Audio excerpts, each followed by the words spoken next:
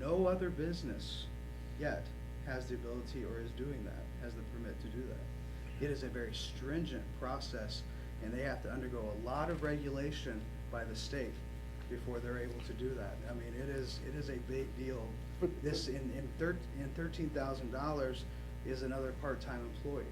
It's another, you know, it's maybe the difference of them, you know, staying open an extra day. I mean, it is a big deal for a company that's in hard, difficult times. But the problem really is that you cannot use chromated copper arsenate anywhere in the United States without that level of permit in an industrial process. It is a high-level pollutant. And so they've invested millions of dollars, and you could drink that water when they finish treating it. But that is a requirement by the federal government to be in the business that they are in. They don't have Just- to push it out. Just like it is a requirement for you to fly an airplane that you have a pilot's license. Right, but they're not required to push it out into the Columbia River.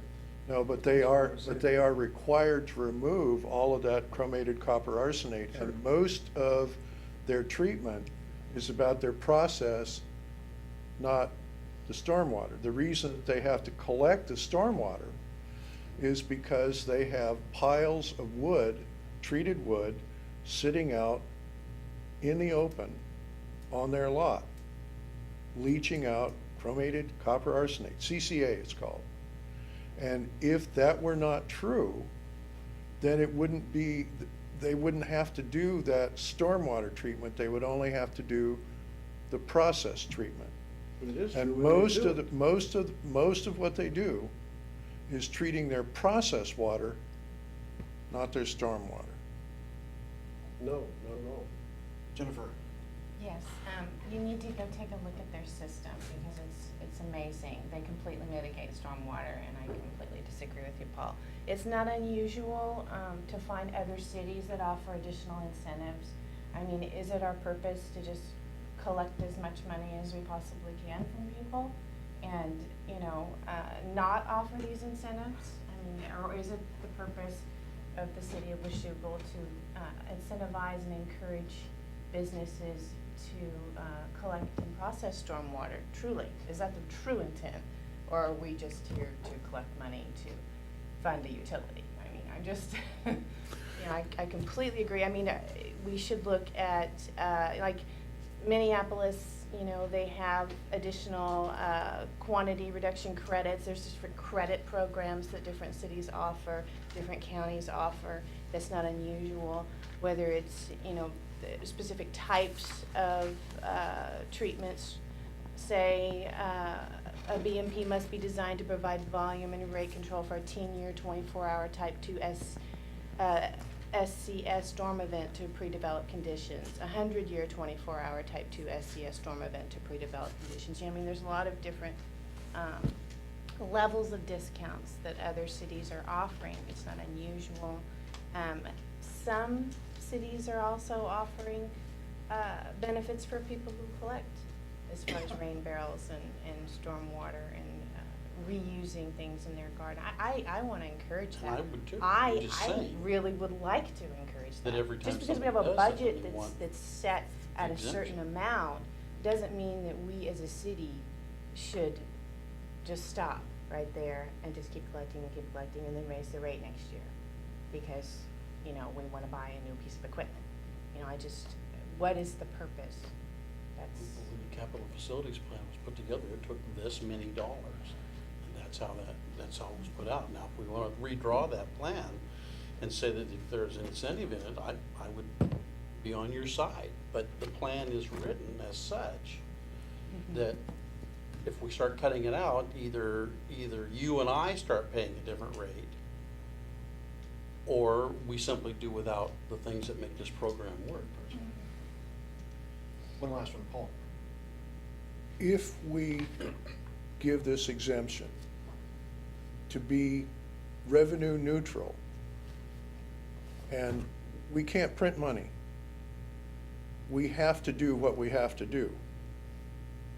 if we do this to be revenue neutral, we need to raise the residential rate $1.50 a year. Why can't we just budget less next year? I'm sorry? But what, I don't understand. We should budget for what we're collecting, not what we think. No, not we if we're have, going we have to, we have to increase- budget for what we shouldn't have to do. increase fees to the individual residents just because we're gonna discount to someone who's doing what they're supposed to do. The costs are Plus stormwater. fixed. Right, but may I just add real quick, again, going back to my point, had we been just to begin with and not tax these people at the beginning, that rate would have been that additional $1.25. But the fact that we $1.50. did not, or $1.50, the fact that we did not do this justly, and we totally were blind to the fact that these guys were doing more than anyone else in the city, we set our rates according to that. So to me, it's more of a correction than it is necessarily everyone picking up the slack. It was a wrong move to begin with. Can I ask Trevor a question real quick? A Sure. technical question? Trevor, what happens if they decide not to use their system and they start dumping into our system? They can't, you know what? They Do we- approach do we this, handle the load? they approach the city about using our outfall, which is our wastewater treatment plant outfall, which it's not rated for that type of discharge. They talked about the rate study and, you know, in-stream flow and everything. So there'd have to be pumping systems and equalization, and that scenario would have to be ran. So we're not set up for that. Okay, that's my question. So if they decide that they're gonna save this, what is it, 13,000 a year? As against the $100,000 that they're spending to operate their system, a net savings of 87,000 to them, we couldn't handle the load without capital improvements. They can't do it. They'd be shut down by the feds. It's a condition of their operation. The pumping out of the Columbia is not a condition of operation. Let's do this, in order to move this one forward and move off of this one. John, can you and I and Trevor and RJ get together and kind of discuss this a little bit further, and what exemptions mean and how far would we possibly even take those? What does it mean on the backside for the revenues, all that kind of stuff, and then come back this direction? I would like to, but I would also like for you to consider having this brought up at our next meeting. I don't think we'll be ready for it at the next meeting. I think there's too many questions. I mean, we could bring it up. I don't see it going anywhere. But there may be questions from some people who may not have spoken tonight, but I think it's pretty clear where the council wants to go.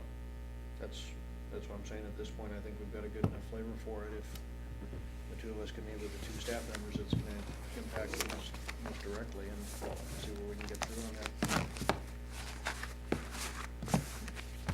Okay, Trevor, while we're on your side, do you want to touch lightly on the energy efficiency, Yes. local agreement? I got that draft.